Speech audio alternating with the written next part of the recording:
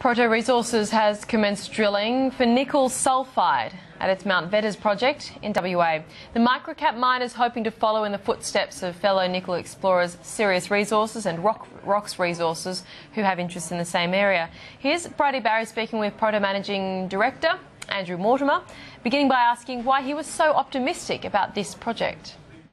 Look, we are only 30 kilometres northeast of Kalgoorlie. To the north of us, about 3 kilometres away, is Norilsk Nickel's Silver Swan mine, which was for a while one of the top 2 highest grade nickel sulphide mines in the world, I think producing around 9–9.5% nickel sulphide, which is very high.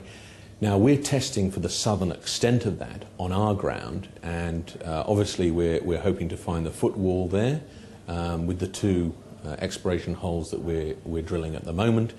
So obviously we're excited because if we find something similar to Silver Swan, that could be very substantial for the company, and as commercial explorers, mineral explorers, obviously that's important to us. On the west of the tenement, we do have a gold target that we've done some recent holes on about a week ago, and we're expecting those assays back soon. And that area is only just a few kilometres east of Kanowna Belle and a well-known gold field where there's several operating gold mines. So it's a very mineralogenic area, close to Kalgoorlie. It's very good for gold and nickel, and it's just a matter of getting out there and doing the exploration. What sort of time frame are you looking at to get results from this drilling campaign? Look, we should have our gold results back within a couple of weeks. We're following up Kazali drilling there. They're our joint venture partner on the gold, and they've found gold there in the past. And in relation to the nickel, that should be, well, we'll get visual indications immediately, and we should get results back in 3 to 4 weeks. We'll put a rush on those samples through the labs, and we should get results out to market quite quickly. The nickel price, as we know, has been really beaten up. What's your outlook for that? I've seen forecasts from Citi actually lowering its nickel price forecasts to around $8.30 US a pound for 2013. What's your outlook for the nickel price? Look, that's about $17,000 a tonne, and I would say, or slightly over $17,000 a tonne. I work in tonnes. I think they're absolutely right on that.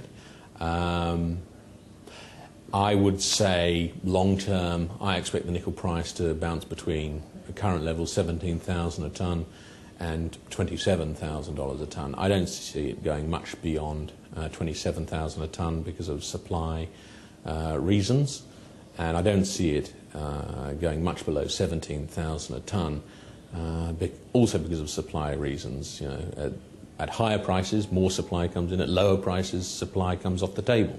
So it's going to be range-bound there. But from Barnes Hill in Tasmania, we're looking to produce nickel metal at slightly over $7,000 a tonne. So there's very good margin in it for us, and we've been concentrating for several years on our cost structure to make sure that we don't get caught by nickel price fluctuations. The share price is less than a cent, down today. What's your target for where you think the share price should be? Look, our market cap's about $6–7 million at the moment. We believe that we should be substantially above that, considering we've got a mine that's within 18 months to 2 years of being online and commissioned. Also, from an exploration point of view, we think our projects are certainly worth more than $6–7 million. We would hope to have a market cap of $50–100 million based on the current projects that we're working on, and we're hoping that work that we're doing right now will actually get us to that point. So, I mean, essentially, we should be 10 times where we are, but I mean, most junior companies, I suppose, say that. We've seen the Prime Minister Julia Gillard surprise everyone, calling the election date for the 14th of September. Will that give you more certainty? What's your reaction to that news? Look, it'll probably provide more certainty if they keep to that date.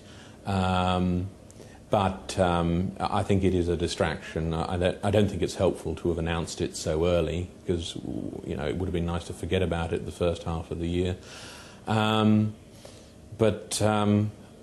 Look, I think politics has been a very sort of strange place to be over the last few years with the hung parliament.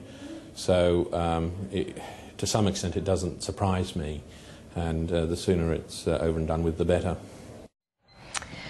That's it just for the moment here on Trading Day. Do stay with us. After the break, more news and analysis.